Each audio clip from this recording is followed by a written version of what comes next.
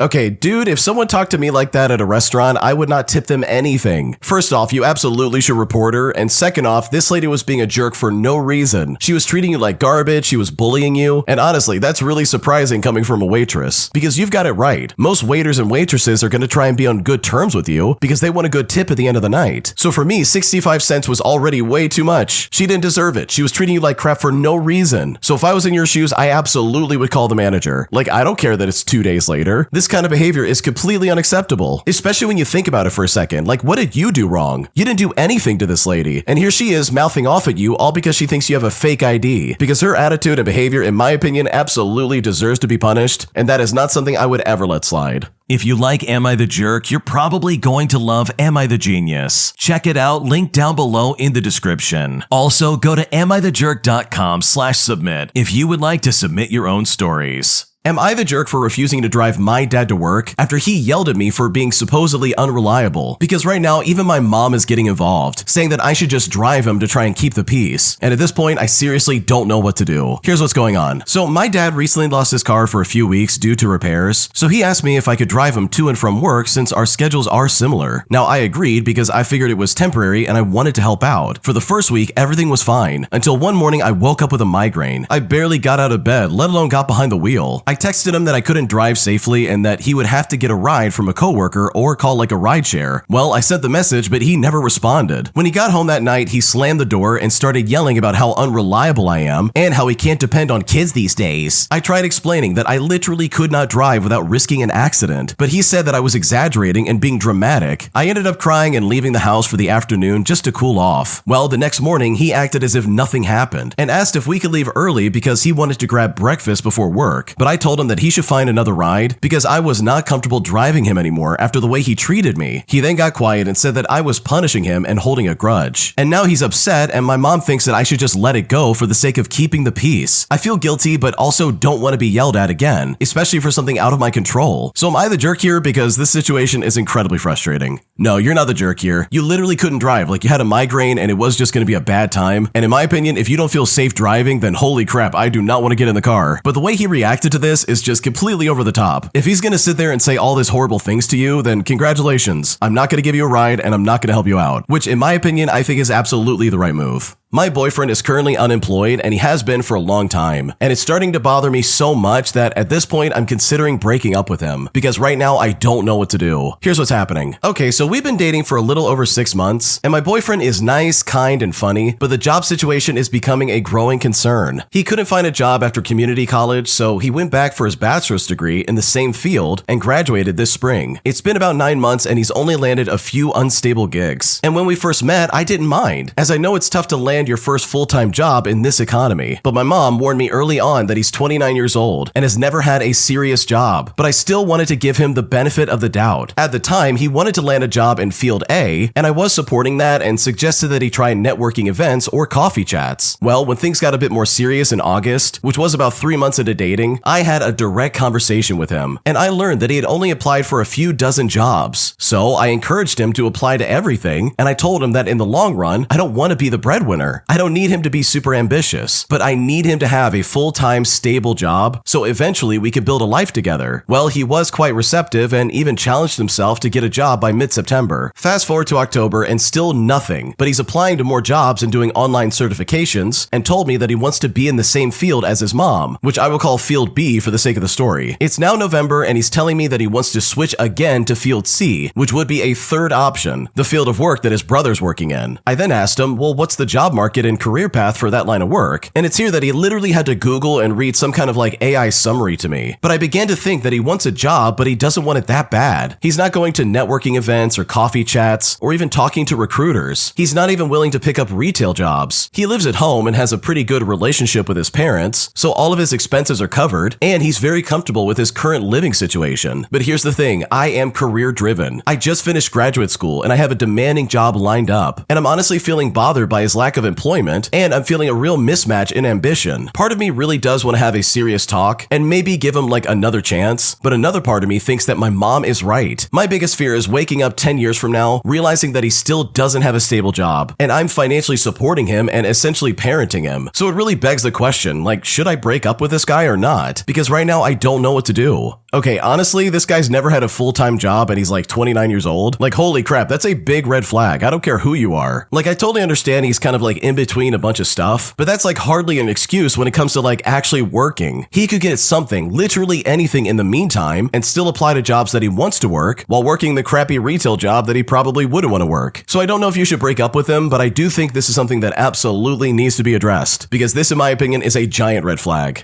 A weird entitled boomer demands that I start smiling more as he goes around this bus literally picking a fight with just about anybody within arm's length. And I'm honestly still annoyed by this situation because this was a really creepy and strange thing to say to me. Here's what happened. Okay, so I don't really know what it is, but some boomers just feel the need to tell everyone how to do everything and how to live their lives. For a bit of context, I was minding my own business and this older 67-year-old gets on the bus. He sits down and shortly after starts swearing and beating the crap out of his watch. It has some rhinestones or something in it, and it looked like a cheap bling watch. And he's whipping this thing around, thinking that smacking the crap out of it is gonna make it work. Anyways, I'm trying to mind my own business and ignore him. And I was just looking out the window while also being aware of what's going on. He then calls over to this young kid who starts talking to him, and it is kind of wholesome, I guess. He was just telling this 18-year-old to stay out of trouble and out of jail because he spent 20 years in there himself. And it's like, okay, fine, no problem so far. But the real problem arises when I move to get off the bus. This old man starts telling me, you need to smile once in a while. It ain't so bad. What do you have to be miserable about? And it's like, dude, I was just sitting here looking out the window trying to ignore whatever spastic crap this guy's doing. I'm trying not to look at him or even make eye contact because I feel like he's just gonna try to start some kind of fight. Not that this guy could fight anyways. I mean, he's got a walker. So more so like a verbal fight instead of a physical one. Like, I didn't even say a word to him. I tried not to look at him as much as I could, and he really seemed very emotionally volatile and ready to blow his top off. He gave off that energy like a chihuahua that likes to bark at everything. He then admitted to having substance issues in the past with drugs and alcohol. So I guess maybe that's why he's so emotional and kind of like wishy-washy. Anyways, I get what he's saying, but it's like, you can't force someone to smile just by saying, oh, you need to smile more. Because if you did manage it, it just comes off as really forced. People end up resenting the person, making them feel like they need to be happy around them for their own comfort. It's honestly so bizarre, and it's something I will never understand. Yeah, I never like when people are like, oh, you need to smile more. Why don't you smile for me? It's like, dude, that is so creepy. That is such a weird and creepy request. I don't know, that just doesn't sit well with me. So yeah, I would feel the exact same way if I had some weird boomer telling me to smile more, especially when you were not even talking to him to begin with.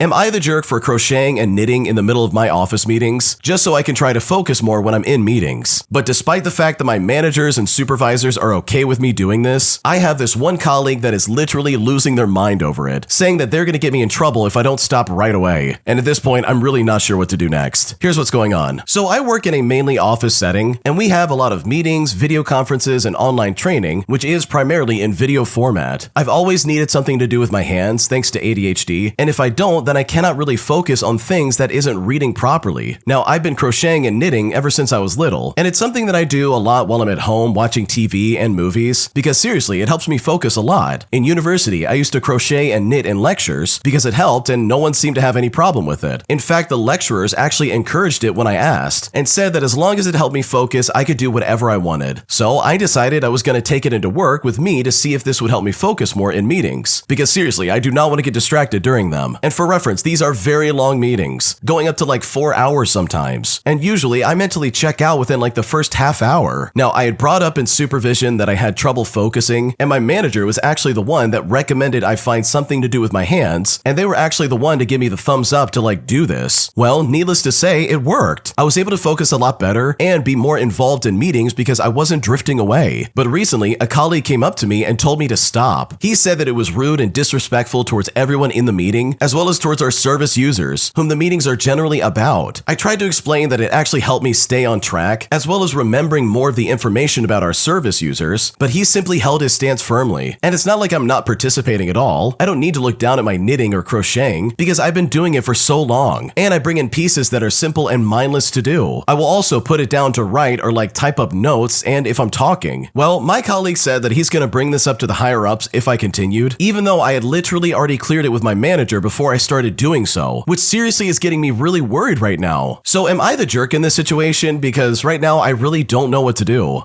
Okay, in my opinion, I don't think you're the jerk. I think your coworker is being really weird and stupid about this for like no reason. And it's just really odd that they're like targeting you specifically. Like they looked up one day and saw you crocheting or knitting and they thought to themselves, oh, this is unacceptable. But it's like, seriously, nothing bad is actually happening. You're not harming anybody and you're definitely not getting in the way. And from the sounds of it, he's the only person having any kind of problem with it. So no, you're not doing anything wrong. But if it really is bothering you that much, then I would go to my manager and be like, look, I just want to make sure that I'm okay to still do this, and that you're cool with this because this really is helping me focus more in meetings. That way, you can kind of get ahead of any garbage this guy's gonna spread about you, because that overall sounds incredibly obnoxious. My sister's friend is furious that my brother won't date her, as she starts to say some terrible things about my brother that I refuse to stay quiet about because they were some awful things. Here's how it all went down. Okay, to start things out, my sister has this friend who I will call Liza for the sake of the story, and both of them are 26 years old. And Liza has always had a crush on our brother, who I will call Philip. Philip is 33 and has no kids, whereas Liza has like 3 kids from 2 different men. So my sister, Liza, and I were doing some early Christmas shopping, and I was going down the list of what I was planning on getting everybody. But when Philip came up, Liza said that I should get him coal. I asked her why, and she tells me that she's been dropping hints to Philip that they should spend time together during the upcoming holidays. Now, Philip hasn't really picked up on her hints, so Liza flat out asked him to be with her during Thanksgiving and Christmas, like getting to know her and the kids and the family during the holidays. Well, Philip told her no, because he usually spends time out of the country anyways. So I asked Liza if she thinks Philip should get coal because he rejected her. And it's here that she says, well, honestly, I kind of always thought that Philip was gay, but now I've got other suspicions. I then looked at my sister in the rearview mirror like, okay, are you gonna check your friend? So my sister asks, okay, well, what suspicions? Liza then said, oh, don't play dumb. If an adult man doesn't like adult women, then there's only 2 other options. Well, I saw that my sister wasn't going to say anything to her, so I did. I then asked her, okay, so because my brother doesn't want to be with you, he's either gay or incredibly creepy. She then said, well, it's not even that he doesn't want to be with me. He won't even give it a chance. That's weird and not fair. He won't give us a chance because I have kids. But I'm just like, well, yeah, if Philip dated you, then he would become an immediate dad, like day 1. That's a crazy responsibility for anybody. But then Liza cuts me off and says, Philip is a 33-year-old man and he needs some responsibility. And at this point, she was literally yelling at me. So I yelled back and said, well, his responsibility is not going to be your stupid kids. But my sister finally speaks up and tells us all to just calm down. Well, I get home and I was telling my mom and Philip about it, and we had a really good laugh. It's just crazy she's upset my brother won't date her. She tries to slander his name by calling him a creeper or like a gay man, all because he has no interest in her. That's very weird and very unfair. Dude, what the crap is wrong with Liza? Seriously. So you mean to tell me that just because this guy doesn't want to date you, all of a sudden something has to be wrong with him? Lady, you have 3 kids from 2 different guys. You clearly can't hold down a relationship, let alone take on your responsibilities in a careful manner. And I just love the line where she's like, oh, he's 33 years old. He needs some responsibilities. It's like, dude, what is going on right now? So yeah, this is super bizarre. I think Liza is absolutely out of her mind. And if anything, this is like the best validation Philip could ever receive when it comes to having another reason as to why he does not want to date Liza. Am I the jerk for refusing to take home leftover food from a trivia night after it was practically forced on me and my girlfriend? Because honestly, I am still pretty pissed off about this entire situation. Here's what happened. Okay, so my girlfriend and our parents went to a trivia night together last night. Her parents brought a lot of food, which was very welcome and appreciated by everyone at the table. There were other drinks and some snacks that were available to all the other guests, but her parents brought enough to have a whole meal, of which I ate more than my fair share of. It was overall a good night, and our parents get along very well when we all go out. Well, skip to the end of the night, and her parents are deliberating on how much food they have left over and what they can do with it. Her mom offers me a leftover charcuterie platter, which I gladly accept. However, she continues to offer me other food items that we either do not want or that my girlfriend and I do not have the fridge space for in the first place. At first, I try to politely decline, but her mom keeps pestering me and trying to compromise with us to take it. It seemed very clear to me that she was trying to avoid taking anything home with her, which I completely understand, but we simply couldn't take any more than what I'd already accepted, and I also knew I would not be eating any of the things that she was offering me. But she continues to poke and prod at me, and even starts to hand the items to my girlfriend after I said no. Well, at this point, I get visibly frustrated, but I bring up the fact that we have limited fridge space, and that we're already taking that food home with us, so we simply cannot take any more. She tries to compromise by taking the food out of the container and placing it in the dishes that we already have. She tells us that she brought the extra food with the intention of giving it to us afterwards, which, by the way, she never told us about beforehand. Well, I then sternly said, I said no, please respect that. And when I said that, everyone gets quiet and looks at me uncomfortably. My dad then comes up to me and says, it's a gift, you should accept it politely. But in my opinion, it felt disrespectful, because it seemed like she was trying to force me to take food that she didn't know what to do with after I said that we couldn't take it. It was also strange, because although I understand the sentiment of giving away food to her daughter and her boyfriend, it was an absurd amount of food to expect us to take with us. I didn't want to start an argument, so I just took it, and I had to throw a good amount of it away. But seriously, am I the jerk for being more stern with them? Because right now I don't know if I'm in the wrong. Okay, honestly, I don't think you're the jerk here. I think the way these people were acting was super weird in my opinion. Seriously, you said no 5 different times. You explained that you literally could not accept any more food because you don't have the fridge space. It's just gonna go to waste. We cannot take it. Please stop. And instead of listening to you, they decide to be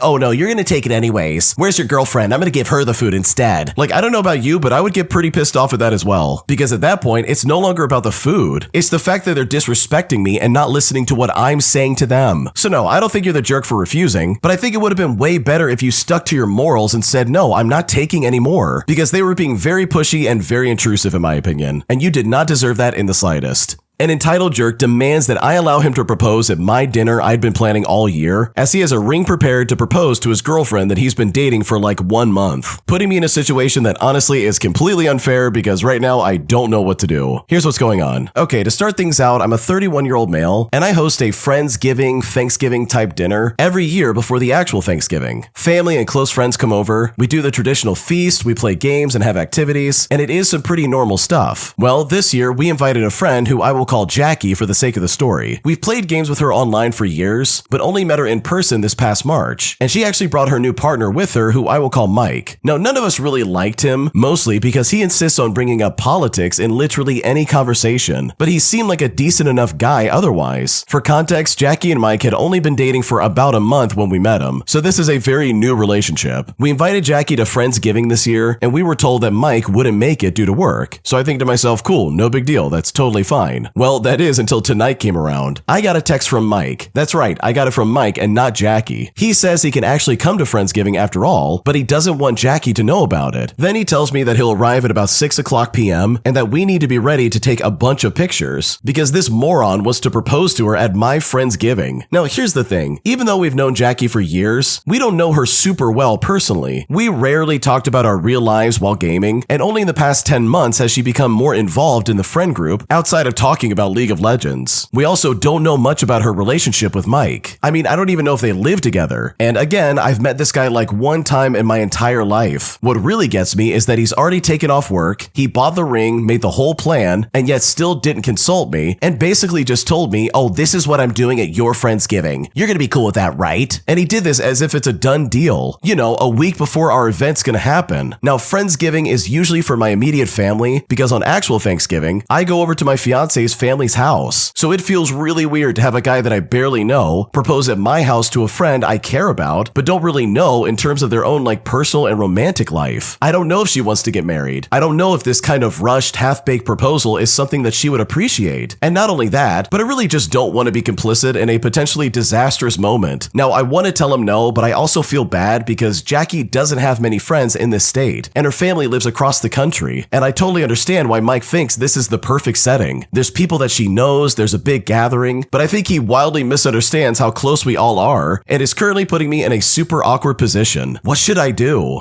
Okay, dude, you would not be the jerk for telling this guy that no, he can't propose at this thing, because this sounds like a terrible idea. For starters, it kind of sounds like these are friends from Discord or something like that, which don't get me wrong, I've done meetups with friends from Discord before, and it can be a really good experience. But I think the original poster hit the nail on the head, dude. You do not actually know Jackie that well. You don't know about her romantic life, you don't even know Mike that well. So for him to be like, oh yeah, after a month of dating, I would have proposed to her. Like, holy crap, pump the brakes. What are you doing right now? That is way too soon, and I just don't think that's going to go over well. So if I was in your shoes, I would be spelling it out quite clearly to this guy that no, this is not happening, because this is just going to ruin the night and it's going to ruin all of your hard work. If you like Am I the Jerk, you're probably going to love Am I the Genius. Check it out, link down below in the description. Also, go to amithejerk.com/submit if you would like to submit your own stories. My friend keeps messaging me about 50 times a week, and if I'm being completely honest, I really don't know how to handle it. Here's what's going on. I'm a 29-year-old female, and I have an old friend who I'm not very close with anymore. This guy is like 39 years old, and we worked together for like a year when I was 18. We don't hang out, I don't really think about him in my day-to-day, and I usually reply maybe once every few weeks. But this guy is constantly sending me messages, and it's mostly Facebook Reels, but it's literally every single day. Sometimes it's 10 a day, and I recently opened up my Messenger and I saw 54 unread messages from him. I haven't replied in like 3 weeks, but he keeps messaging me anyways. And today he sent me a message that said, I don't think you like me anymore. You talk to me like once a month. He's also asked if he could visit me while he's in the area, to which I didn't respond. And he keeps pushing past the hints that I'm busy or not very active on Messenger. For a bit of context, he has bipolar disorder and he can be very intense and emotional. A few years ago when I tried to set boundaries, he told me that he cried in the shower because he thought he was losing me, which made me feel horrible. I don't want to hurt him or be cruel, but the constant messaging makes me uncomfortable, and I don't feel close enough to him to manage his emotional reactions. I don't want a big confrontation or to send a harsh message, but I also don't want to reinforce this by replying and starting the cycle all over again. I've sent a couple of messages over the past year or so, just saying, hey man, I'm not on Facebook much, or things along those lines, but he just doesn't take the hint to stop messaging. I mean, it is relentless. So seriously, what's the healthiest way to handle this? Is it okay to just stop engaging at all? Should I send like short boundary message? Should I mute him? Should I block him? Because right now I honestly don't know what to do. Holy crap, I would have blocked them the second I saw 54 unread messages, dude. That's obnoxious. I don't care who you are. And you've even tried to like explain to this guy by being like, dude, I don't go on Facebook that much. I'm never around. Like, please stop messaging me. And this guy's not only not getting the hint, but also he's just completely ignoring you. So that's what I would do. I would just straight up block him and move on with my life. Because in my opinion, this guy can hardly even be called a friend in the first place.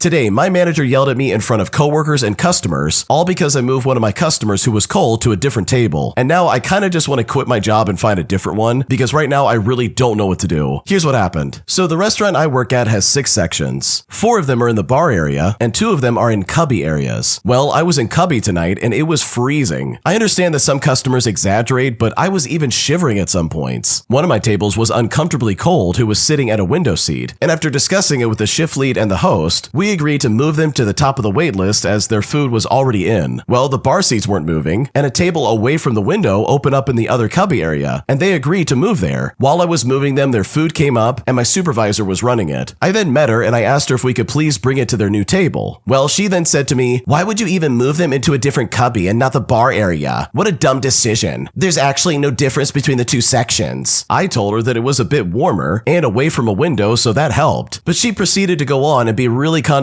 And mind you, she was saying all of this in front of multiple coworkers and also at the front of house takeout area where people also wait for a table, and we were absolutely packed, hence why I couldn't reseat my table in the bar. Now she could be very rude and condescending, and at this point I just want to get done and find a different job. So seriously, am I overreacting? Was it stupid of me to move them away from the window? I'm more embarrassed than anything, and I just don't take kindly to being berated in front of others. What should I do? Okay, honestly, if you do think you need to get a new job, then I would say go ahead and start doing that. But holy crap, would I absolutely be having a conversation with my supervisor about that? Because that kind of behavior in front of coworkers and customers is completely unacceptable. And I don't care who you are. That's unprofessional, that's really tacky, and in my opinion, that is unacceptable. So yeah, that's what I would do because your manager sounds awful and she absolutely needs to be corrected. My boyfriend said that he would consider breaking up with me if I ever changed my appearance in a way that he didn't like. And now I feel like I can't even look at him the same, and at this point I don't know what to do. Here's how it all went down. Okay, so I've been dating my boyfriend, who I will call Andre, for a little over 2 years. And this is both of our first relationship. And for starters, Andre has always hated any kind of bodily change. Whether it's tattoos, piercing, dyeing your hair, even getting a hand stamp at a bar, he scrubs it off the second we get home. Now, on the other hand, I'm the opposite. I love tattoos. I have 3 in total. I've dyed my hair ginger and I have a few piercings. Since we started dating though, I've only added 1 ear piercing and changed my hair color just slightly. Whenever I bring up wanting something new, like a tattoo or a piercing, he gets visibly uncomfortable. His voice goes high, his eyebrows raise, and he starts asking, okay, well, how much of a change are you thinking? His facial expressions alone have always felt like a subtle threat to our relationship. If I go too far, he'll stop being attracted to me or even consider leaving me, and that's honestly a big part of why I've stopped changing my appearance at all. Earlier this week, I mentioned that a small mole on my nose is starting to lose pigment, and I brought up maybe tattooing over it with brown ink, kind of like what you would do with a freckle tattoo or microblading. Well, his response was to instantly and firmly say, do not do that to your face. And honestly, that hit me really hard. He didn't even ask if I wanted to do it or how I felt about it, just completely shut it down and told me what to do. Later that night, I texted him and I asked him, if I did something to my appearance that you didn't like, would you break up with me? And his reply was to say, yes, I could see that playing a factor. And when I read that, my stomach dropped. I then called 2 of my friends to make sure I wasn't losing my mind, and they both said that was insane. I ignored him for just a little bit, and when he called back, I ended up yelling at him for almost an hour, which really is unlike me, I've got to be honest. And that's when it seemed to finally hit him how serious this was. He started crying and apologizing, and admitted that he was being inconsiderate and disrespectful. The next night, he told me he realized how entitled it was to act like he had any say over my body, and that he needs to work on his reactions. He said that he understands I'm my own person, and that my choices have nothing to do with him. But I told him straight up that he needs to always speak to me like an equal, and that just because he gets to see my body doesn't mean that he gets to control it. I then made it very clear that if he ever does that again, I am gone. I also told him that I'm not applying to jobs in his area anymore. Someone who would consider breaking up with me over a freckle doesn't deserve me moving states for them. Now, we are still together, but right now I feel really grossed out. I don't want to be affectionate or sweet towards him, even though he's apologized and seems to be reflecting on what he did. I feel like he just doesn't deserve that from me right now, but I also feel mean with giving him nothing to work with. So seriously, how do I forgive him? Will that natural affection come back with time? Is it harder because we live far apart? What should I do? Okay, honestly, I think it would be way too soon to move in with this guy because from the sounds of it, this guy really seems like he wants to be controlling of what you do to your body. Whether it's tattoos or piercings or pretty much anything that you already do, this guy really wants a say in that. And that, in my opinion, is a giant red flag. So I think eventually you could forgive him, but also, I think you have the right idea. Moving in with him now would be way too soon. But hopefully with time, things will kind of like go back to normal because regardless, your boyfriend was being very toxic and very disrespectful. My parents are making me feel awful about wanting to move out just so I can get married and have my own life. Because with all the health challenges they have going on, they're making me feel so bad that right now I simply don't know what to do. Here's what's going on. I'm a 30-year-old female whose parents have some really bad health challenges. One parent has brain cancer and the other has a heart condition. They are currently both stable, but we have been told that the timeline for the stability of the brain cancer is unknown. Hopefully, she will have many more years of being stable and relatively healthy. She has unfortunately had some vision and hearing loss from radiation damage, which has been incredibly heartbreaking, and she currently is able to work and function well again as she is stable right now. I was living away from home for years in my 20s during university, and then I returned home. I temporarily took a leave of absence from my job to support with caregiving, which was right after my mom had brain surgery. It has been a difficult few years with her health challenges, and I began experiencing burnout with trying to juggle so much at once. Not to mention that I also work in a field that I love, but is also incredibly emotionally taxing. For a while, I was was bursting into tears every morning in my car, all before going into work, as I had nothing left and I was running on empty. Well, with that in mind, I'm going to be getting married soon to someone I love deeply and someone who's my best friend. But my partner and I are unable to buy a house close to my parents, as housing is very unaffordable where we are. We're wanting to move a few hours away where we can buy a home and start a life together. But I feel so much guilt leaving my parents, and I'm worried about them not having my support. I have a brother who lives at home and is unemployed, but he does not help out in any way that's practical to even begin to support them, despite myself having had many conversations with him about needing his help and support. I've had many people tell me that my parents feel proud when their children make a life of their own, but this is simply not true for me. My parents have expressed very clearly that they don't want me to move out or even leave home. They've even gone as far as to say things like, "You are going to fail if you leave and try and start a business. You're throwing your whole life away. Oh, I guess you don't care about us after all. When you're not here, we have no joy in our lives." When I try to talk to them about the possibility of myself moving, they become really dysregulated and raise their voices in anger and fear. I know that to move forward with my life as an adult with my partner, I need to move away, but I'm feeling such immense guilt when I think about doing so. I debate sacrificing my life just to care for them, and some days I break down into tears feeling like every answer is wrong, and I feel really selfish, like I'm causing harm to people that I love for wanting to live a life of my own. So seriously, what should I do here? Because right now I'm honestly at a loss. Okay, dude, your parents are guilt-tripping you hard. Just so you can understand this, the only reason they want you around is because you take care of them. I guarantee you that if your brother moved out, they would not throw a fit at all. They would be like, okay, see you later. They wouldn't be like, oh, there's no joy in our life when you're not here. Which, by the way, that's a weird thing to say, and honestly, they need to get like a hobby or something. Because holy crap, like, get a life, dude. What's going on right now? But like, dude, you're getting married soon. You want to start a life together with your future spouse, and it's like, what, do you expect me to live at home with you guys? And all of us just live together and take care of you? Like, in my opinion, I think your parents are being irrational and just incredibly stupid, because they're out of their minds if they really think you're going to live at home for the rest of your life and pretty much sacrifice your future just to take care of them. It's really toxic that they think that, and it's awful that they try to gaslight you, because in my opinion, that's exactly what's going on here.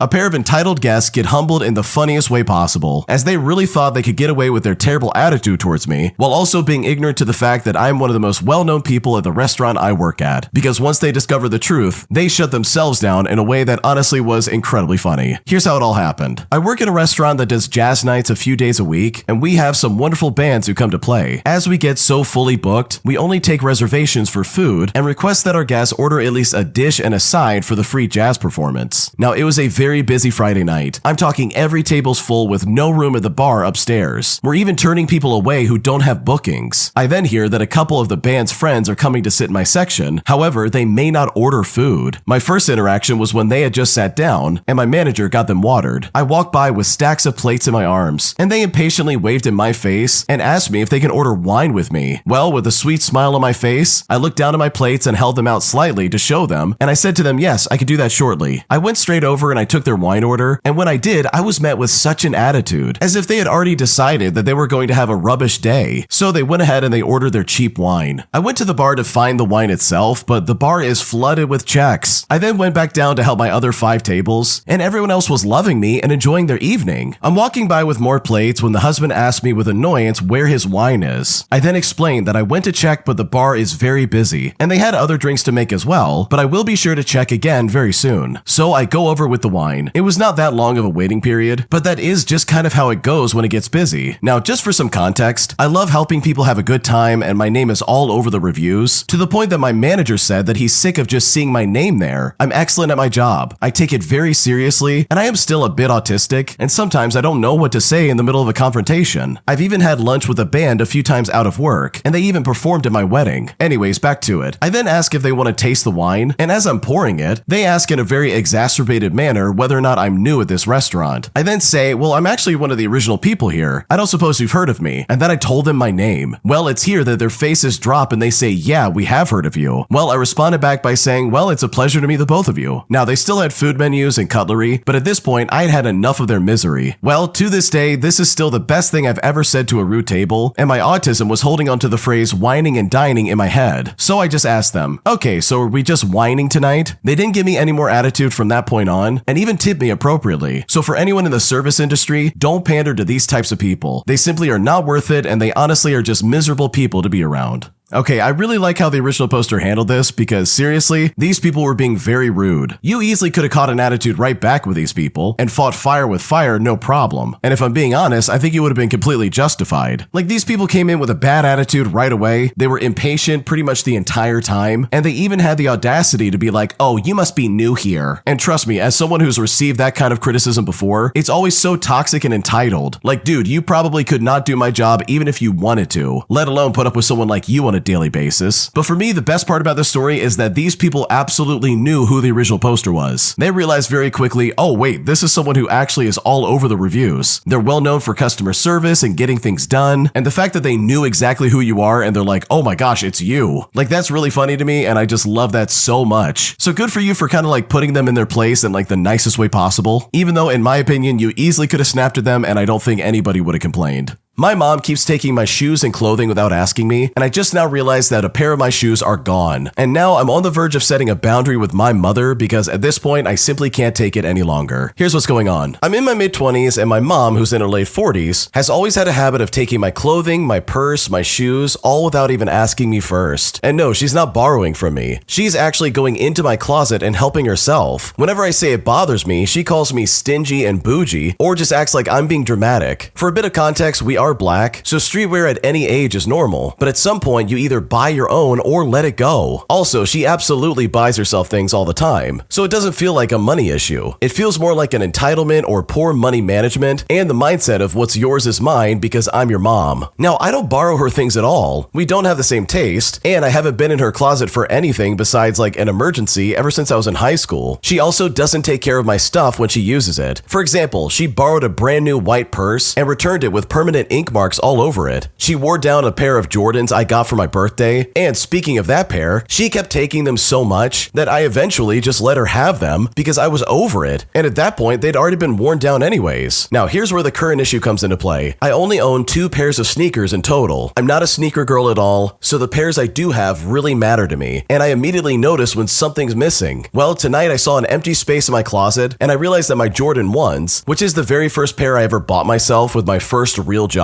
I realized they are gone. They're sentimental and I barely wear them, so there's no way I misplaced them. And given her history, she's obviously the culprit who took it. I'm planning to text her tomorrow and ask her if she has them, get both pairs back, and then tell her that I don't want to share clothing or shoes with her anymore at all. I'll even go as far as to say, well, if I might have anything of yours, let me know so I can give it back to you, even though I know for a fact I don't have anything that's hers. I just think this is so ridiculous. Like, I don't have any little sisters or sisters at all for that matter, so you would think I wouldn't have to deal with all this. But here's the thing, I already know she's gonna laugh and shrug it off or call me stingy again, but I'm honestly tired of feeling guilty for wanting my own belongings respected. So am I in the wrong for finally setting this boundary with my mom? Has anyone ever dealt with something like this before? Because right now I feel very lost and I don't know what to do. Okay, dude, this is so annoying, it's not even funny. I absolutely hate people that steal, and the fact that your mom's doing that to you is incredibly unfair. Like, seriously, you're not doing that to her, so what gives her the right to do that to you? It simply doesn't make any sense. And I just love the fact that you know her response, because she is probably gonna call you stingy and be like, oh, it's not that serious. But like, dude, if you started taking all of her crap, I'm pretty sure she would be like, oh, you can't do that. Don't take my stuff, I worked hard for it. And sure, that's gonna be her excuse, but the second you try to use that for yourself, she's gonna sit there and be like, oh, I can't believe you. I'm your mother and I get to have anything that I want of yours. So no, there's nothing wrong with setting a boundary like this and being like, hey, you can't take my stuff anymore. You steal it, you don't give it back, and if you do give it back, you basically ruin the product. And that is incredibly unfair for you and you do not deserve that.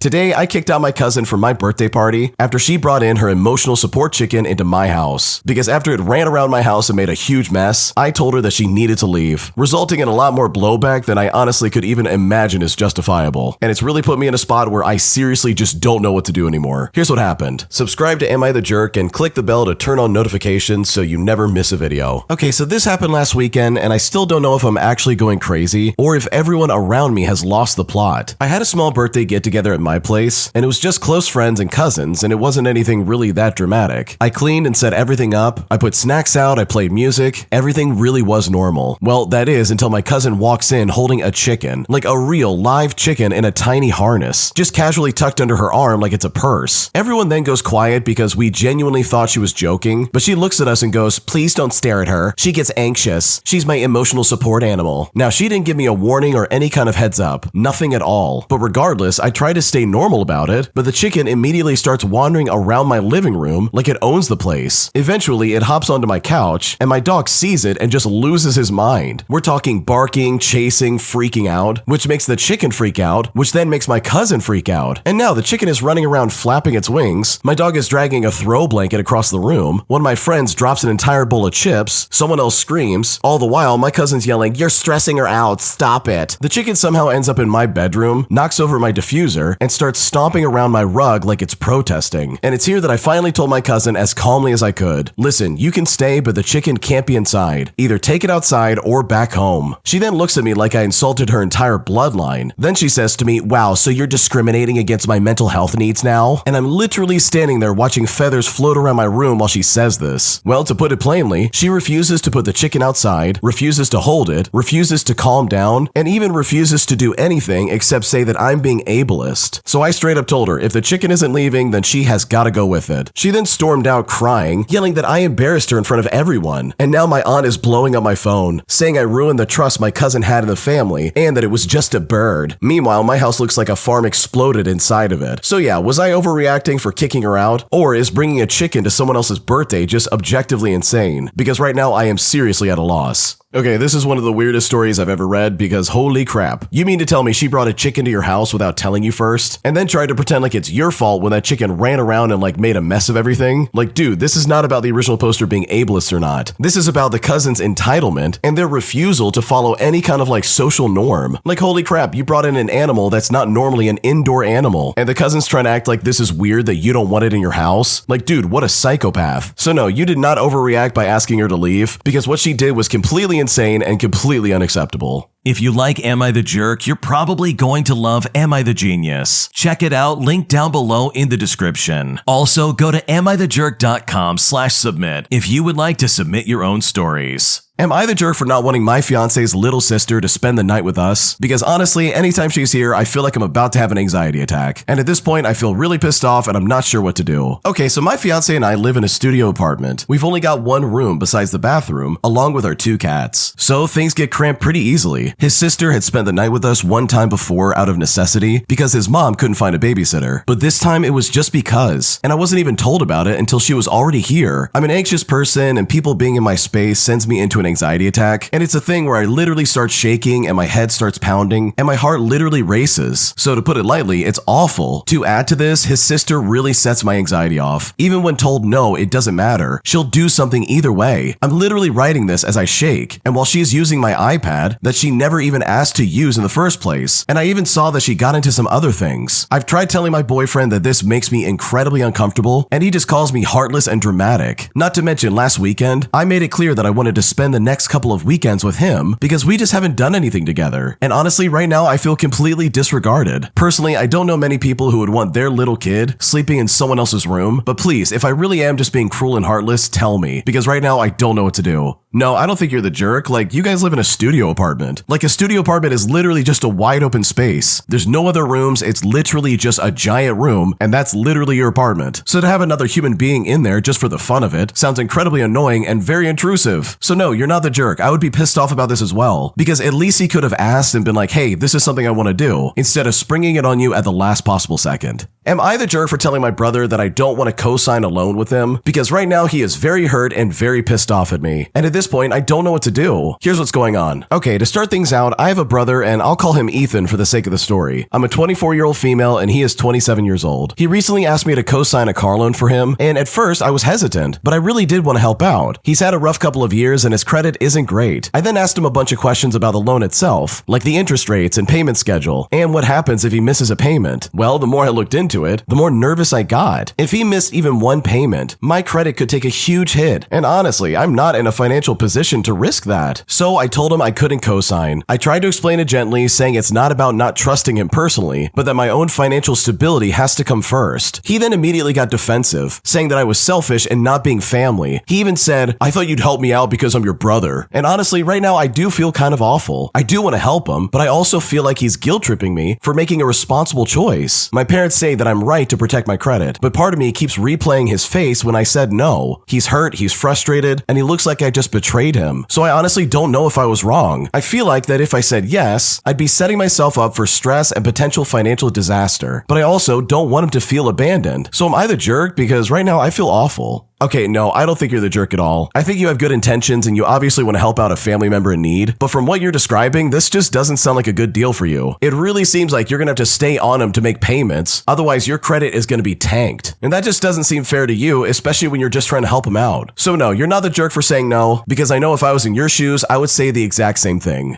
Am I the jerk for telling my sister-in-law that she needs to walk her daughter to school after she practically begged me to rearrange my work schedule just so I could take her daughter to school for her? Because after I said no, she freaked out and pretty much turned the entire family against me. And at this point, I really don't know what to do. Here's what's going on. I'm a university graduate, I'm 23 years old, and I live at home with my mother. And she owns the house with a mortgage that's been fully paid off. I pay her rent and do most of the housework, and me and my mother both work a lot. I work in healthcare and I work irregular shift patterns, and my mom is self-employed and occasionally has to travel for work. Now, my brother, his wife, who I will call Rose, as well as their daughter, moved back into my mom's house on Friday. They got a mortgage on a home, but it turned out to have a lot of maintenance issues. The biggest ones being with their toilet and shower not functioning. Also, their heating doesn't work. It's estimated to take at least a month to fix everything, so in the meantime, they're staying here. Rose came to me and asked if I could take their daughter to school, as her school is like a 5-minute drive from the hospital. Now, normally their neighbor, who has a child about the same age, would take her to school, but that's no longer an option. My brother works full-time and his shifts clash with doing this, and him and Rose also share a car, as she only works one shift a week on Sundays. I then told Rose that I can't commit to taking my niece to school every single day. She needs to be dropped off at school for 8 o'clock in the morning, and sometimes I'm doing overnight shifts that don't finish up until about 10 in the morning, or I'm doing shifts that start really early in the morning. Well, when I said this, Rose got a bit upset and asked why I can't just explain to my boss that I need to be available for school drop-off. She didn't wait for an answer and said that she knows it's not that simple, but she needs me to help her. In my job, if you start requesting restricted availability, they will give you way less shifts. Now, I literally couldn't understand why Rose couldn't walk her daughter to school. It's a 15-minute walk from our mom's house to get there, with no hills and plenty of safe crossings. Rose and their daughter don't have any health conditions that would make this not doable. So I asked Rose why she wouldn't walk her daughter to school, and she said that it's too far to walk with a young child. I then showed her the distance on Google Maps, because I assumed that she wasn't aware of how close it was, and she just reiterated that that was too far. I said to Rose that I think that's her best option, but I cannot take her daughter to school every day. Well, later that day, my mom told me that Rose came to her really upset that I refused to help. My mom said that she knows I normally work irregular shifts, but also it would be a really nice thing for me to do. And I honestly feel like I'm going crazy, because when I was a kid, I went to the same school and my mom walked me there and back from this house. So I said no, and my mom said that's fine, I understand. But now I've got my brother calling me selfish, and he said it's a small ask that even their neighbor could do. But regardless, am I the jerk here? Because right now I don't know what to do.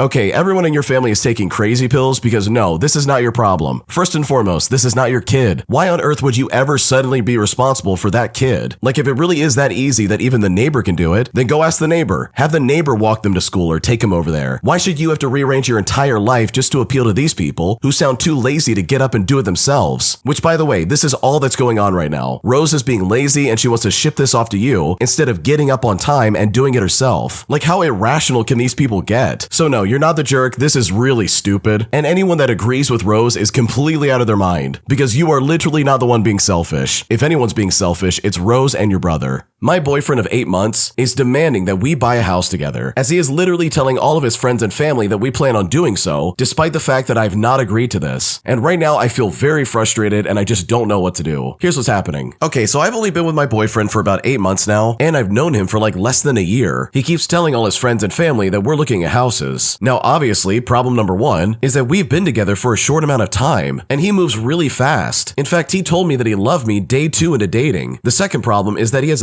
$1,000 total in his bank account. First of all, I am not buying him a house. I can afford a decent house on my own, and I will be moving out of my current house within the next 6 months due to some neighborhood drama. But I guess he sees this as some kind of opportunity to buy a home together. When talking about buying my next house, I am purposely using phrases such as, well, I can afford this amount. I have told him that his finances scare me, especially if he plans on affording a house or even contributing to any cost. But he told me it's normal to have only $1,000 at a time in his bank account, and that's how most people live. And just for clarity's sake, he has a decent job and works in trades. In previous years, he has filed taxes for like $90,000 in income, and obviously it fluctuates depending on the amount over time each year. But every time I ask him where his money is, his response is to say that he has bills. But this is another inconsistency, as his only bills are general utilities and a car payment that literally is almost done. He doesn't have a mortgage, student loans, or any dependents. He also has passive income from being a landlord of other homes that he's inherited. His dad is big time pushing us to move in together, and my boyfriend agrees that we should. But I'm not ready to move in with him for a variety of reasons, namely time, money, cleanliness, and habits. But he's also not picking up the hints that I'm dropping. I feel like he's making this decision for the both of us without even asking if I want to. I don't want to hurt his feelings, but also I don't know how to approach this, because anytime I bring it up, he has absolutely zero verbal response to my concerns. And at this point, I don't know what to do. Dude, your boyfriend is being super toxic right now. First of all, you've hit the nail on the head. It is way too soon to be moving in with this guy. You've only known each other for like a year, and you've only been dating for 8 months. And I'm sure your relationship is fine and all that stuff, but this is like way too fast. And to me, it seems like he's only doing this as some kind of like pressure tactic, just to like almost peer pressure you into buying a new house, with him like putting his name on the side as if he had anything to do with it. And if that's truly what's going on here, then holy crap, run while you can, because this guy is not a winner. So if I was in your shoes, I would be straight up with him. I would tell him exactly how it is and exactly how I feel, because this is really invasive in my opinion, and you do not deserve this. Am I the jerk for changing my childcare situation after my sister-in-law increased her price for babysitting to an amount that was something I literally could not afford? Because right now there's a lot of bad blood in my family, and at this point I don't know what to do. So my husband's sister used to watch our 2-year-old 2 days a week during the school year, and she floated this idea a few summers ago. But I was upfront that he was already in a super affordable program that cost about $350 a month, and the absolute max of our budget allowed for this was like $400 a month. Now my mother-in-law and my sister-in-law helped me out a lot, and I have a flexible schedule,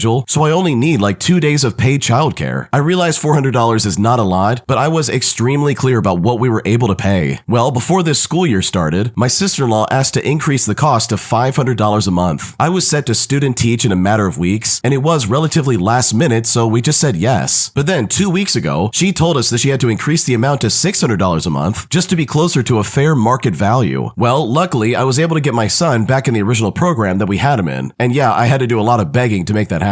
I then told my sister-in-law that I would give her a glowing review, and I was super grateful for her, but that I simply could not afford her rates. I sent her money for the first 2 weeks in November, even though she didn't even watch him those weeks. She tried to walk it back and say that we could go back to like $500 and then back to $400. But then she said, oh, screw it, I'll do it for $300. And at this point, I'm regretting the whole thing, and I probably will for the rest of my life. Now there's bad blood, and I wouldn't send my son into the middle of that anyways. My other sister-in-law said that I was kind of a jerk because I unexpectedly left my sister-in-law without the income she depended on, and she can't pay for her car insurance now. So am I the jerk? Because right now I'm kind of at a loss. Okay, this is crazy because your sister-in-law was clearly just trying to squeeze you for money, and the second you went back to that other program, she realized, oh wait, I can't just push him around, which is so stupid, like seriously. She knew from the get-go that you were on a budget, and she knew that you couldn't afford something that was more expensive. So what she did, and like the fact that she tried to pull this, in my opinion, is super malicious and very targeted. I mean, my god, how tacky and ruthless can you be? Not only for charging you so much, but for changing the price at like the last possible second. She's only watching him for like 2 days a week, so it's not like she's even watching him the full week. Like she's out of her mind if she thinks she's worth $600 a month. So no, you are definitely not the jerk. This is such a crazy take in my opinion that honestly I can't believe anybody's on her side, because in my opinion anyone that agrees with her pretty much just wants you to get scammed, and that is absolutely not fair. My brother-in-law doesn't want to pull his share of work at our farm, as he literally works half the hours my husband does, even though he has a shared responsibility of the farm and pretty much everything that happens. So I decided to get some petty revenge by quite literally ruining any free time he thinks he might have. And despite it being super petty, I honestly feel really good about it, and I'm so glad that I did it. Here's what happened. So my husband and his little brother both grew up on the family farm, and they are in the process of transitioning ownership from my father-in-law over to the two of them. And my husband works his butt off, as one has to do if you're gonna be a farmer. are. Typically, he works about 80 hours a week, and oftentimes more, and rarely it's ever less than that. Plus, he's the brains behind the entire operation. My brother-in-law, on the other hand, probably works like 50 hours a week, and doesn't like to be told what to do, but also doesn't ever want to take the initiative to do anything either. He wants to be the boss without actually being the boss. We just finished harvest, and it was such a pain to get him to do anything. So when it was late at night and my husband was still out working, and I would see my brother-in-law's pickup at home next door, it was so frustrating. And also, we live in the middle of nowhere, but our houses are right by each other, so there's no way I could possibly miss him. Now, his wife and I do a lot of the bookkeeping, and since she still has babies at home, we work out of her house, which means I know her Wi-Fi password. Since we live so close, sometimes my device will stay connected to their Wi-Fi when I get home if our Wi-Fi isn't working super well. Well, the other night, my husband was out fixing a problem at our dairy barn, and I looked out the window through my brother-in-law's living room window to see him watching a movie, and it was here that I just snapped. Now, both of our homes use Roku TVs, and I have used the app before when we couldn't find our remote. So I turned out our lights, I connected to their Wi-Fi, and then I opened my Roku app, which automatically connected me to their TV. So while he was watching a movie, I randomly pressed the PBS Kids channel on the app, so it would stream that on the TV instead of his movie. I then watched my brother-in-law look so confused, and then opened the right channel to get back to his movie. But guess what? After a few minutes, I did it again and again. Then I did it again the following night. Watching him stress out and take the batteries out of the remote brought me so much joy. So if he wants to sit at home when there are millions of things to do, and he wants to be the boss without doing any of the work, then I'm gonna have some fun making his movie watching experience a little bit more difficult. And sure, it was dumb and petty, but man was it enjoyable. Especially when I reflect on how lazy this guy's been as of late. Oh man, this is a brilliant way of getting revenge. I think I would go crazy if this happened to me. Like, I can't imagine watching a movie and then suddenly it goes to some stupid kid's show. And on top of that, it's not an isolated incident. This keeps happening over and over again. So in the grand scope, I think this is fantastic revenge. Your brother-in-law sounds incredibly entitled and very lazy. He's not doing any work. He's basically trying to act like some big shot, despite the fact that he never lifts a finger, especially when your husband's doing twice the work. So yeah, this guy definitely deserved it, and hopefully he gets off his butt sooner than later. My husband nitpicks and overreacts about everything that I do, and now I'm at a point where I am seriously considering leaving him. Here's what's happening. Okay, for starters, my husband seems to go through phases where he seems to be angry or annoyed at me and just nitpicks the smallest things. And we've been together for 12 years. Tonight, it was because I left dishes in the sink and some used food packages when serving dinner. I always clean up after dinner, and that was the plan this time around. And even though tonight I had a toddler attached to me, I still managed to make a really nice meal and simply didn't have time to clean up and put the dishes away in the dishwasher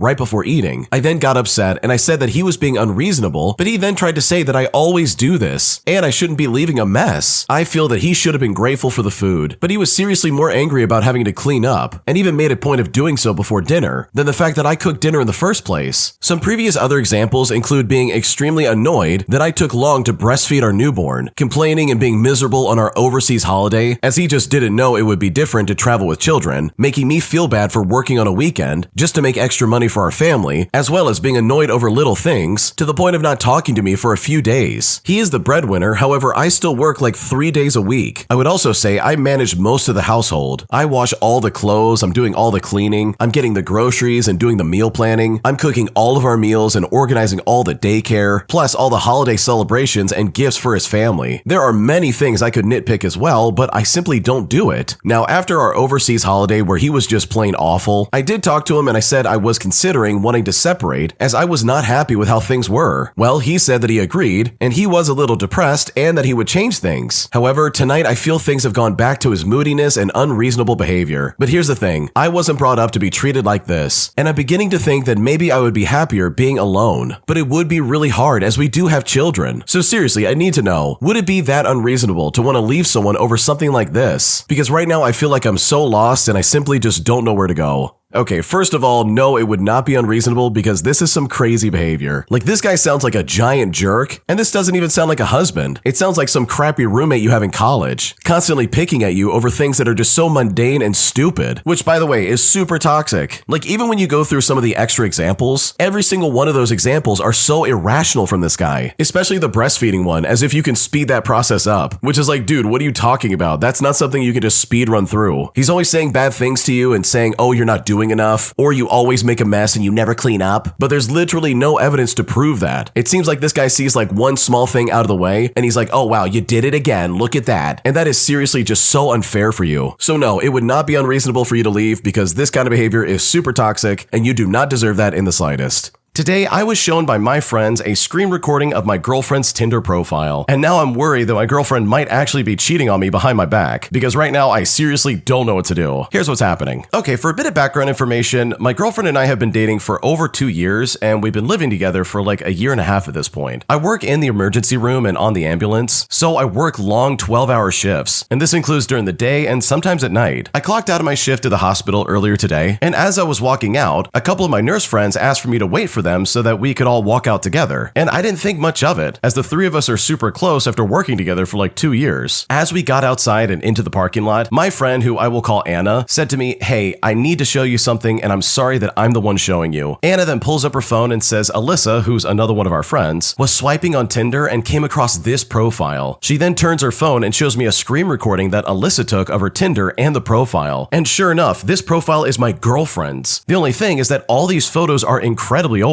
Like, I am positive that these are old photos because they're all photos I came across on her Facebook after we became friends at a previous job we both worked at. Now, obviously, regardless of the age of the photos, seeing my girlfriend's Tinder profile popping up on my friend's phone was quite a shock. They both apologized profusely again, told me that they love me, and that I could call them tonight to talk if need be since we're all off tomorrow. I then told Anna to send me the video, I gave them a hug, and then I left. On the way home, I was talking to the AI application Gemini about Tinder profiles and how long they stay active after the app is uninstalled or whatever the case may be. But from what I can find online, it seems odd that her profile would be active over 2 years. I'm home now and my girlfriend noticed something was up with me, but I told her we would talk about it later, especially after her class and after her son has gone to bed, because right now I'm in such a state of shock that I seriously just don't know what to do. Okay, honestly, the first thing I would do if I was in this situation is not jump to any conclusions. Like, seriously, this is not the time to be like, oh my gosh, you're cheating on me, I knew it. Like, that's not gonna solve anything. I think that's just gonna make things worse, and that's just gonna like cause a lot of tension for no reason. And based on my own research and just reading some of the comments in this particular post, it seems like there's a general consensus that yeah, it's kind of possible that her profile could still show up, even if she's no longer using it. So in my opinion, I don't think your girlfriend's cheating. I don't think this is one of those situations where she's going behind your back or anything like that, because if there was, I really think the original poster would like share those details and be like, oh, she's been acting strange. She's been doing all these other strange activities on the side, and this is kind of like the one thing that proves that something's up. Like, I'm sure we would have seen like a litany of strange behavior, but there was nothing like that. So in my opinion, I don't think this is anything to freak out over. I'm sure this is one of those situations where she could easily log into her profile, delete the account, and move on from there. So I think just having a calm conversation about this will probably be better off than freaking out and being like, oh, you're cheating, because that is absolutely not going to solve anything. And I think a calmer approach would be way better. If you like Am I the Jerk, you're probably going to love Am I the Genius. Check it out, link down below in the description. Also, go to AmITheJerk.com/submit if you would like to submit your own stories. My entitled manager kept hinting at the fact that he did not want to drive to a corporate event, as he instead heavily implied that he wanted me to do it instead. So I decided to get some petty revenge by literally removing my car from the equation, forcing my manager to step up and do his job, as well as getting in trouble with the higher-ups for putting all the work on me, which for me was a fantastic way of getting back at this guy because he absolutely deserved it. Here's what happened. Okay, so I live about 20 minutes away from my workplace by car, and I drive every day. It's a lot more convenient for me than the hour-long public transport route that involves multiple transfers going into traffic, and on top of that, my shifts are not regular, changing between midnight and 8 o'clock in the morning. My senior coworker also drives to work, and his shifts are only at 8 o'clock in the morning. Now, we had an upcoming supplier visit that was about an hour's drive from our office, and I was already annoyed with my senior, because despite all of this being his responsibility, he left me with all the tasks of coordinating the visit. All that was left was the question of who's going to be driving. Now, the month leading up to the visit, my senior kept making leading comments about how he didn't want to drive, or even asking me if I had gone to that area before, but I didn't want to add chauffeur to my responsibilities, so I kept rebuffing him. Well, one day I overheard him talking to my manager about how we still didn't really have a plan, and how apparently he would figure something out. Well, I waited for like 3 days for that something to get to me, but all I got were more of the same. So a week before the visit, I started leaving my car at home and I started commuting every single day. I woke up an hour early and all that. And trust me, I didn't mind the extra hour because I was fueled by spite, and it was an opportunity opportunity for me to catch up on my podcasts. Well, 3 days of this and my manager finally noticed, and I fed him this fake story about how my brother was in town, and I lent him my car so that he could see the sights with his girlfriend. I also drafted an email that I sent to my manager and my senior, asking the supplier for ways to get to them because our transport plans fell through. Well, my manager was livid with my senior, asking him if this was his idea of figuring something out. He also berated him for being irresponsible and leaving much of the work to his junior, calling it shameful behavior. Well, in the end, my senior begrudgingly drove us to and from the supplier's place. Oh, and my brother went home the day of our visit, so I happily rolled up to the office the next morning in my car. Oh, I love this story so much. There is so much pettiness here. Like, dude, this is so necessary. Like, dude, I cannot stand it when people try to drop hints about what they want instead of just saying, hey, I don't want to drive. Can you drive? Like, the fact that the senior here is trying to be like, oh man, I just hate driving. I don't want to drive. I wonder who's going to do it. Like, instead of doing that, he should have just been like, hey, I don't want to drive. Can you drive? And then when you say no, you can all collectively figure something out. It doesn't have to be this giant mystery. Like, seriously, what a jerk. But I love the fact that you literally like removed your car from the equation and essentially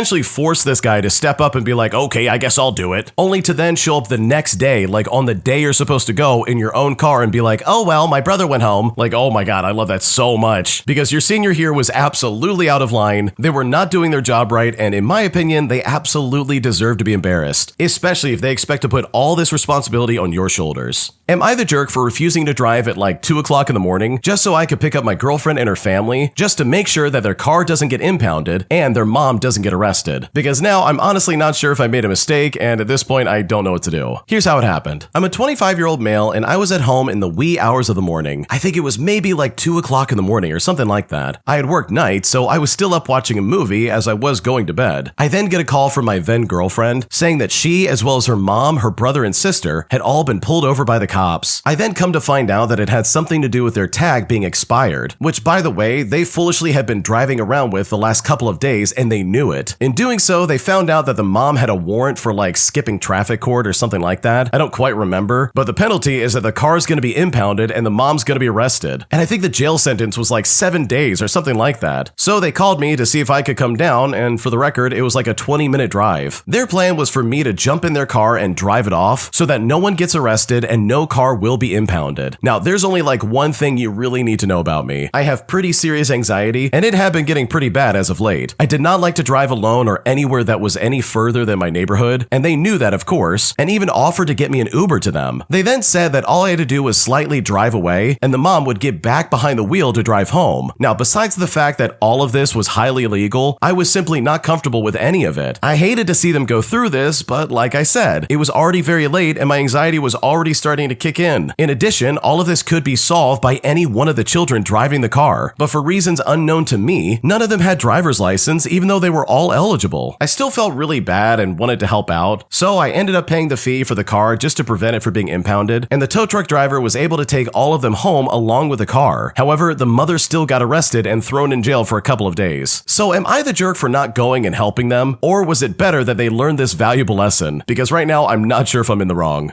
Okay, in my opinion, I do not think you're the jerk at all. This is seriously not your problem. There's an old saying that I love to like repeat in my head anytime crap like this happens, where I literally say, okay, this is not my monkey and not my circus. Because holy crap, what are you talking about? You skipped out on traffic court, and now there's a warrant for your arrest. Like, that is so irresponsible and just so stupid. Not to mention the fact driving on expired tags, like, dude, you're an idiot. And like, I've driven on like expired tags by accident, but to do it on purpose is like rolling the dice, bro. Isn't that like the first thing cops look at? They look at your license plate and they're like, okay, let's see if there's anything wrong with it. But personally, for me, I think their plan was completely stupid, and it's like, no, you gotta bite the bullet, dude. This is a problem of their own making, especially when everybody else in the car doesn't have a driver's license. Like, dude, this is like the perfect storm. Are you kidding? So no, you're not the jerk. What they were trying to get you to do was like super sketchy and probably not legal. And I know for a fact if I was in your shoes, I would probably do the exact same thing. Am I the jerk for putting a do not disturb sign on my door after my family consistently kept bothering me when I was trying to work? Because right now my mom's pretty pissed off at me about this, and at this point I'm not sure what to do. Here's what's going on. I'm a 25-year-old female and I've worked at home for about 5 years, and I have been supporting my family with my dream job. I pay all the bills consistently, and I even buy groceries once in a while. I live with my mom, who's been a housewife her entire life, and my brother and sister-in-law, who both don't have jobs but does labor work in the house. Now, my job pays well while I'm at home, and I genuinely genuinely like and thrive working in a peaceful setting where I'm not interrupted for 8 hours a day. So I confine myself inside my room, which also serves as an office. My mother is aware that I dislike being bothered, but occasionally she'll just barge into my room to talk or gossip or do chores, etc., which is really quite distracting and makes it easy for me to lose focus. I think I've got ADHD or something like that, but I'm yet to be diagnosed. Now, I've recently gotten the idea of making my own do not disturb sign after my niece had a birthday party in the house. It was noisy, so after interacting and buying the kids snacks, I've locked myself in my room, put on my headphones, and became very productive with no disturbance at all. The sign I've made says, "Do not disturb. Please contact me in Messenger," just to make sure I'm still accessible when needed during work hours. Well, here's where the problems really begin. Earlier today, our electric wiring got fixed, which means I cannot work for a few hours with no lights on, so I just took a nap. When I woke up, I saw my mom message me asking me to reimburse her the money she spent for the wiring, and when I came out of the room, I asked her if she needed the money right now. She then replied, "Well, if you please," in a very rude tone, which really took me aback. Well, when I returned to my room to continue working now that the lights were back on, I can hear her ranting about why I need to lock the door and that I don't need privacy. But I decided not to listen any further because I'm honestly really hurt by this. But here's the thing, I've been nothing but a good daughter for the family. I pay the bills monthly without any help from my family members, and yet they still went ahead and gossip about me just because I've locked the door while I'm working, and they're seriously getting mad about me wanting privacy. So am I the jerk here? The house is tense right now, and I'm still in my room at the moment, balancing out what I should do because right now I feel like I'm at a total loss. Okay, honestly, these people are super ungrateful. First off, no, you're not the jerk. This is crazy talk. You literally are the breadwinner of the home, and they want to sit there and act like, "Oh wow, I can't believe she wants to lock herself in her room." And it's like, yeah, dude, I'm working from home. What are you talking about? Of course I want to lock myself into my room. Like, what do you mean? And this is like the person who's making all the money and paying for all the bills. And these people have the audacity to be like, "Oh wow, this is so unfair." So no, you're not the jerk. I think that do not disturb sign should have gone up a long time ago, because based on what you described, your mom and the rest of your family sound super entitled. And if I was in your shoes, I would be looking for a new place to live because this just doesn't seem like a good living environment.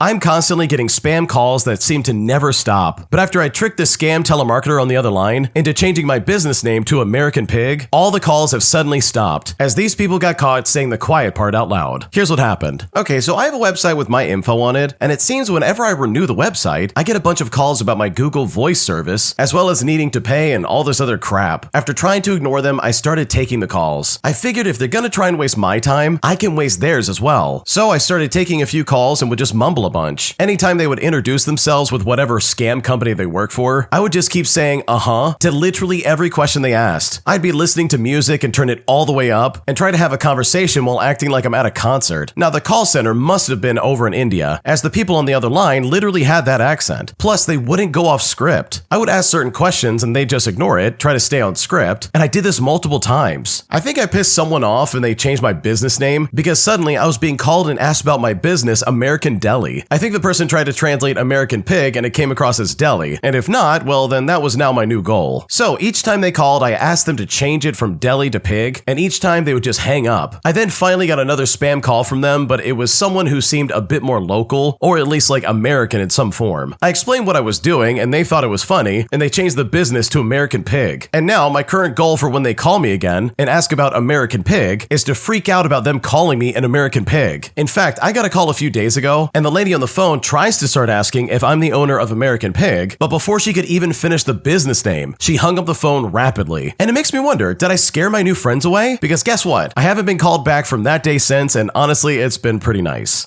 Oh man, I love this so much. I can't stand spam callers. Anytime I get a call like that on my cell phone, I'm thinking to myself, wait, how did you get my number? Like seriously, where did you get it? Who gave it out? I want to know. Because I don't want these people calling me. I don't know about you, but it really does sound like the original poster has a good plan regarding like fixing that. Because yeah, they're 100% right. This guy was absolutely going to be labeled as the American Pig, but some idiot got it wrong and said, oh, American Deli. So I actually like really hope the original poster gets that moment where these people foolishly call back and then realize, oh crap, what have we done? Because while it is a good thing that these people are not calling you anymore, it would be good for one last phone call just to have some kind of closure about this entire experience. My two entitled friends are demanding that I be the photographer for their wedding for free, saying that if I was a real friend, I would do it for free instead of expecting money out of it, despite the fact that this is literally my full-time job. Because right now they're tarnishing my reputation, and at this point, I just don't know what to do. Here's what's happening. I'm a 31-year-old male, and I've been a wedding photographer for 7 years. This is my full-time job, and I charge upwards of $5,000 depending on the package. This is literally how I pay my bills. Now, my friend, who I will call Marcus, got engaged 3 months ago. We've been friends ever since college. We're not super close anymore, but we still hang out maybe once a month. His fiance, who I will call Lindsay, is someone I've met maybe a handful of times, and based on those encounters alone, she's nice enough. Last week, Marcus sent me a message asking if we can grab coffee. So we meet up, and after some small talk, he says to me, "So Lindsay and I wanted to ask you something." And trust me, I knew exactly where this was going. He then says they're getting married next June, and they would love it if I could be their photographer. And I said to them, congrats. I'd be happy to do it. Let me send you my pricing and the packages. He then got this weird look on his face and said, "Oh, we were hoping you could do this as like your wedding gift to us." Now, when he said that, I laughed because I thought he was joking, but he was not joking. I said to him, "Marcus, my wedding packages start at like $3,500. That's not a wedding gift. That's literally my job." He said to me, "Yeah, but we're friends, and photographers do friends and family discounts all the time." I said to him, "I can give you like a friends discount, which gives you my basic package at like $2,800. That's already $700 off." But when I said this, he still said that's way too much and that they have a tight budget. Well, I told him I'm sorry, but I can't work for free. Wedding photography is 12 hours on the day, plus editing, which is another 30 hours, and I'd essentially be giving you $3,500 worth of labor for free. He then got kind of annoyed and said that other friends have offered to help with the wedding for free. His cousin is doing the flowers, and Lindsay's friend is making the cake. And I said to him, okay, but those are gifts they chose to offer. You're asking me to donate my professional services. He then said that I was being selfish and that real friends would help each other out, that if the situation was reversed, he'd help me out no problem. I said, "Marcus, you work in IT. If I asked you to build me a custom website for free as a birthday gift, would you do that?" Well, when I said this, he didn't answer that. He just said that he thought I'd be happy to do this for them and that he's disappointed in my attitude. Now, this conversation was about 4 days ago, but yesterday, Lindsay texted me saying that she's heard that I don't value their friendship enough to do this one thing for them, that it's not like I'd be losing money since I'd be there anyways as a guest. But I responded back that I wouldn't be there as a guest if I'm photographing. I would be working. I can't eat dinner or have drinks or enjoy the party if I'm shooting photos. She then said that I'm being dramatic, and it's not that hard to take some pictures. And I just repeated back in my head exactly what they said. Not that hard to take some pictures? As if I don't even spend hours editing and curating galleries. Like anyone with an iPhone could just do what I do. Well, now Marcus is telling mutual friends that I'm refusing to help with their wedding and that I'm being stingy. And a couple of people have even reached out saying that maybe I should just do it. But seriously, I do this for a living. If I photograph every friend's wedding for free, I would go broke. And honestly, the fact that they're acting like I'm being unreasonable is really pissing me off. So am I the jerk here in any way, shape, or form? Because right now I don't know what to do. No, your friends suck. You're not the jerk. There's no way. First off, it's unbelievable that these people are trying to be like, oh, come on. You're going to be there anyways. Just take some photos. You could just do it for free, right? Like, no, dude, I can't do this for free. This is my job. This is what I do 9 to 5. What are you talking about do it for free? I know for a fact if I was in the original poster shoes, I would be kicking these people to the curb and say, no, I'm not going to help you out. Because the weekend you would be going to do this is literally a weekend you could be working. Not to mention that you're doing it for free, bro. Like, that's unfair.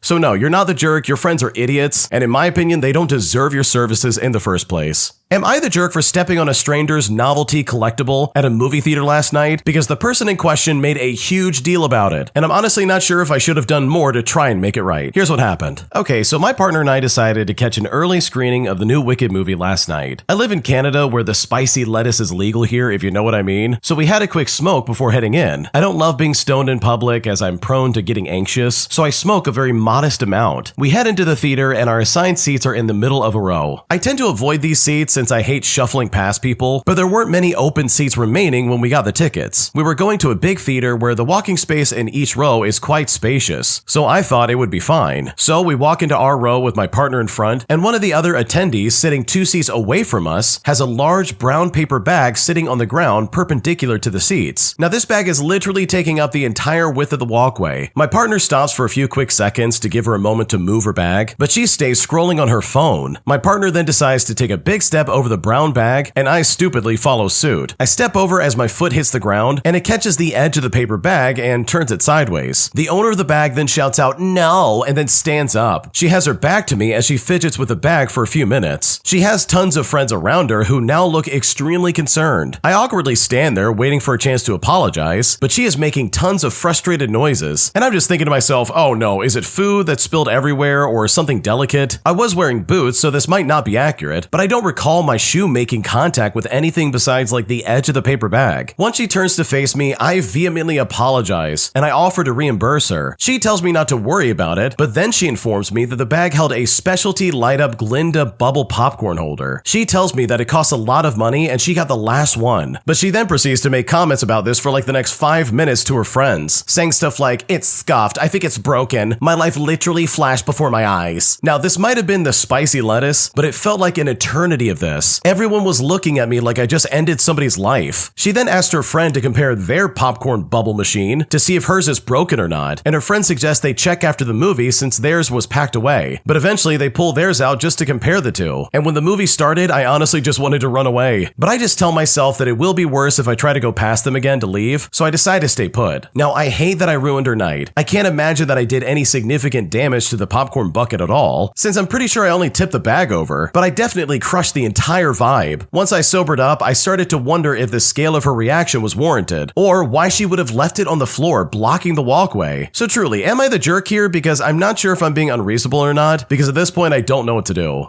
No, you're not the jerk. This lady's being overdramatic. She's trying to make a big fuss over something that probably already was scuffed in the first place. Like, she does know those popcorn buckets are literally just like stacked in the back office and they hand those out to people that buy them. Like, it's not that special. So for her to try and pretend like this is some kind of like extremely valuable collectible, like, dude, no, it's not. You're just being weird for literally no reason. And the original poster said exactly what I was thinking. If they really wanted to keep that careful, they should have brought that back to their car and like put it in the trunk, not leave it in the middle of the walkway for everybody to step over, almost as if she wanted someone to mess with it just so she could complain about it, because all she was doing was begging for attention from her friends. "I saw my life flash before my eyes, I didn't know what to do." Like, lady, if that makes your life flash before your eyes, you've got the wrong priorities in life. So no, you're not the jerk, you do not have to pay them back or anything like that, and any problem she has with that stupid bucket getting scuffed has everything to do with where she put it instead of what you accidentally did, because trust me, that could have easily happened to anybody. When you subscribe, make sure to hit the bell to turn on notifications. To finish listening to all the stories, check out the playlist at the top of the description. And if you like Am I the Jerk, make sure to subscribe to Am I the Genius. Everything will be linked down below in the description.